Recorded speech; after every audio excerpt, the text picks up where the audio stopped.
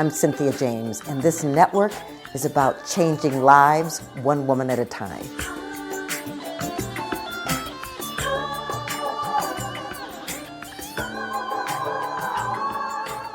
Welcome to Women Awakening. I'm your host, Cynthia James, and I'm very excited to be with you.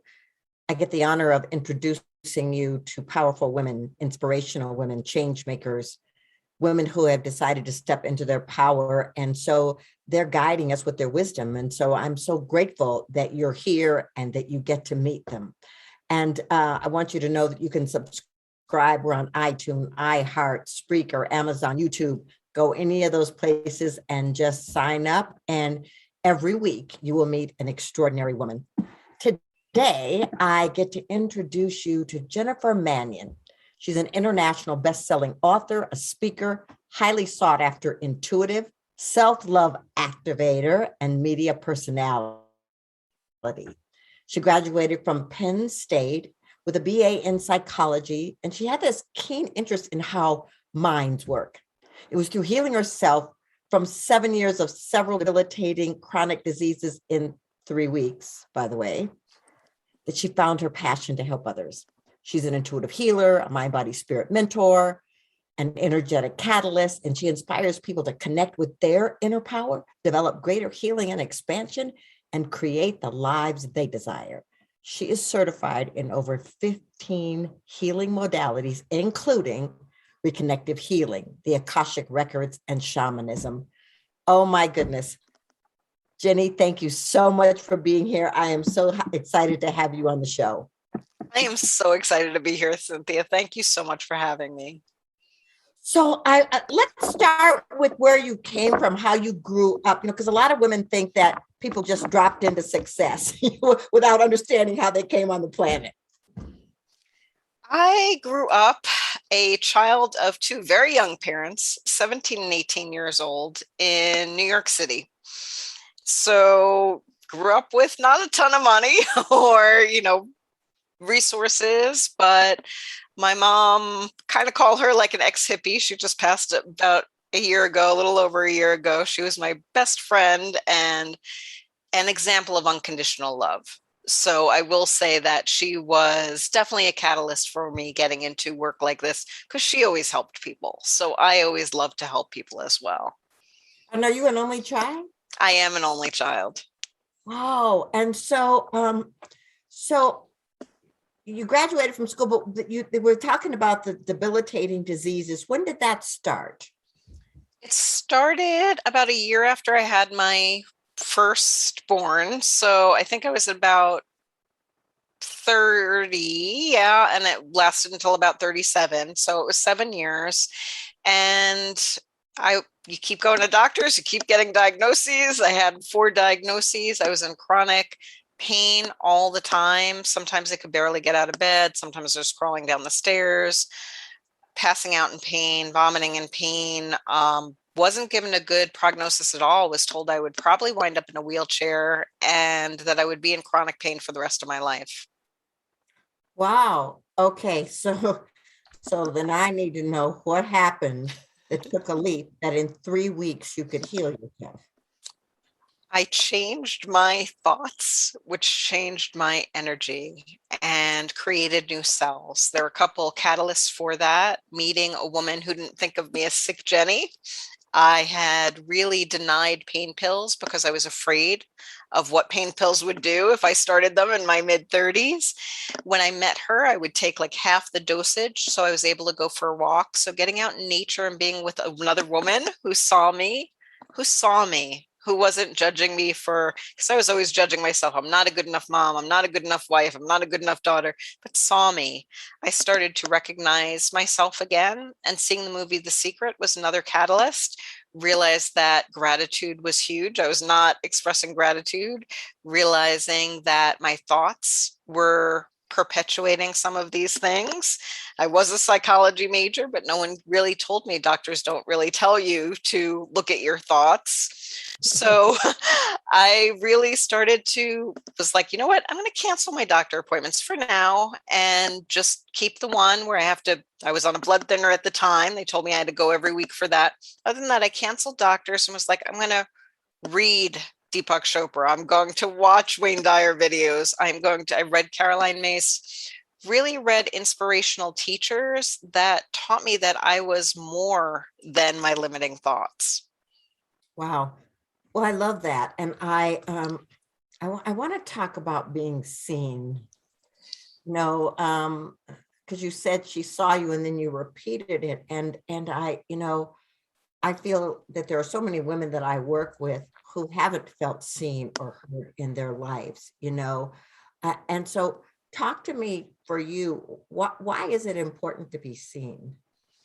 Because we adapt so many roles. And as women, we're supposed to balance all these plates and wear a smile while doing them, you know, mother, wife, daughter, possibly sister, we're all these roles, but who are you really? And that's what I recognized. I didn't remember who I was anymore. I was these roles that I was very good at criticizing myself over, by the way, but I didn't remember who I was anymore. So to have a friend really ask you those questions, that it's almost like that crush at first, like you're so excited to share and to get to know each other.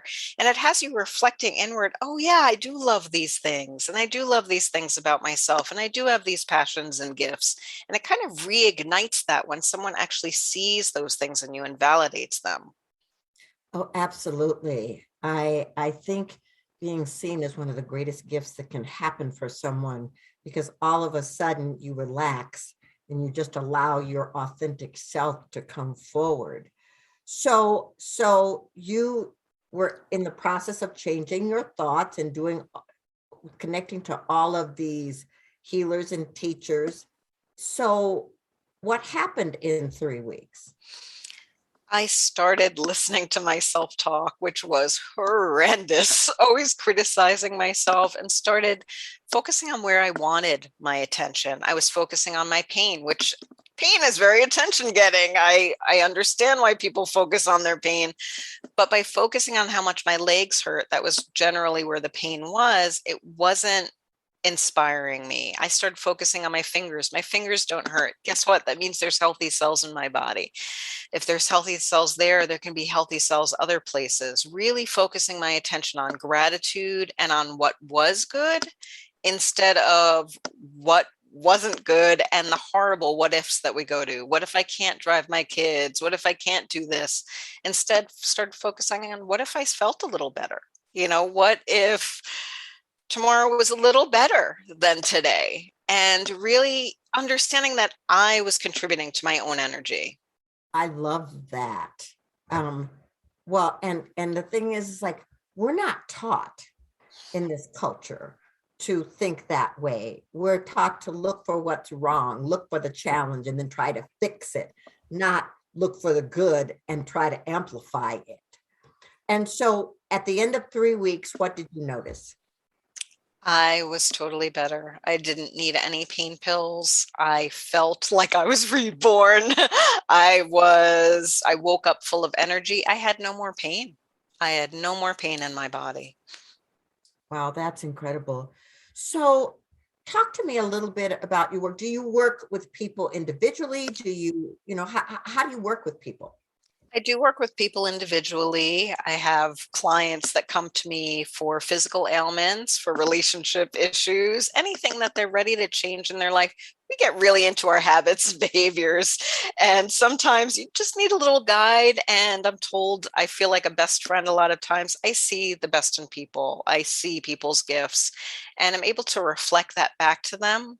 And through the energy healing modalities I use, but also the mind is so important to be able to just start having someone like we talked about before that sees you and that validates those beautiful things in you so you can start seeing them and changing, and recognizing your self-worth and saying, hey, maybe I do deserve a better relationship. Maybe I do deserve to speak kinder to myself. And that starts changing everything. I also have things like where I work with a group where, I have an app where there's a community and I work with people.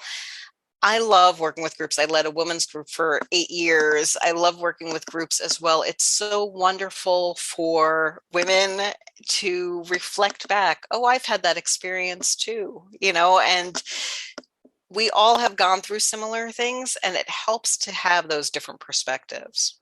Yeah. So some of the people that may be new to this show may not know what an intuitive healer is and may not know what shamanism is. So can you, what is an intuitive healer and how does it work? Intuitive healer is someone that really sees you, that looks in to you, kind of sees, connects with your soul, and understands what tools might resonate with you, what healing modalities might resonate with you, and can really reflect back your gifts so that you begin to heal. You begin to start running a better inner dialogue. You begin to start working on those traumatic parts of yourself. It can reflect back that self-forgiveness and really give you the tools that you need to heal. I don't believe that anyone heals anyone else. I believe that we are a catalyst for that other person so they can tap into that inner wisdom and start to heal themselves. And so what you are doing is, as an intuitive, inviting people to step into their intuitive nature and bring it forward. Absolutely. Oh, that's beautiful. So then talk to me about shamanism. I mean, people talk about shamans, and I've spent time with shamans in different parts of the world. But what is a shaman and what is shamanism? It is really the connection to the elements, the connection to ancestors, the connection to all that is. And again, the shaman isn't this miraculous healer. The shaman leads you on a journey to begin to collect your soul pieces, to begin to collect those pieces of yourself that have been traumatized, so you can become more whole, so you can recognize that you are complete, that you are a loving being. It can use the nature elements. I love shamanism. To use rocks and nature and healing is so exciting to me. That's been something that has helped me a lot to heal through the grief of losing my mom over the last year. It has really helped me to connect, as well as just to the ancestors, that the energy that is always present for us, that unconditional love. Yeah. Well, I really would love to just investigate with you. I mean, you have this rich, full life, and you're a mother, and you have a relationship. So talk to me about how you live in harmony with all these parts working. I meditate every morning. That is the first thing. That's the most important thing. And honestly, Cynthia, that was something I tried to put in place for the last 15 years. And it wasn't until my mom passed that I could start doing that, because she was my call every morning. We're both up ridiculously early at like 5 a.m. and would talk to each other. And she was my joy in the morning. So after she passed, I was like, how can I do that for myself? How can I show up for myself in this deeper way? And to meditate every morning is so important to me, to get myself in that right space, because I do have a busy mind. I've been teaching this stuff 15 years. I still have a busy mind. It's really important to take that time to just center, to go inward and to connect with my soul. I'm a big fan of energy. I love connecting to energy, connecting to my heart, really calling in that love from my mom, from my partner, from my kids, from pets that I've had. I mean, really calling in that love and feeling it is so important, because we get so many distractions during the day that can take us away from that center and love, that make us feel discouraged and disempowered. So as often as possible, it really is connecting to that love and gratitude that brings things to harmony. Yeah. Yeah, I know for me, I had to find, what were my priorities? How do I take care of myself first? Yes. But how do I stand in love with my husband, with my children, my grandchildren, and still feel fulfilled in my calling? And so sometimes it's a delicate balance, I mean, sometimes it's like, how do you keep all of this in a way that allows you to still feel rejuvenated? Yeah, and self-care and joy, you tapped into that, is really important. Self-care on so many levels, the self-talk, the self-love, connecting on the spiritual level, as well as joy, giving yourself permission to live your joys. A lot of times as busy women, we make every excuse in the book. Oh, I got to take care of this and I got to take care of that. No, we all have time.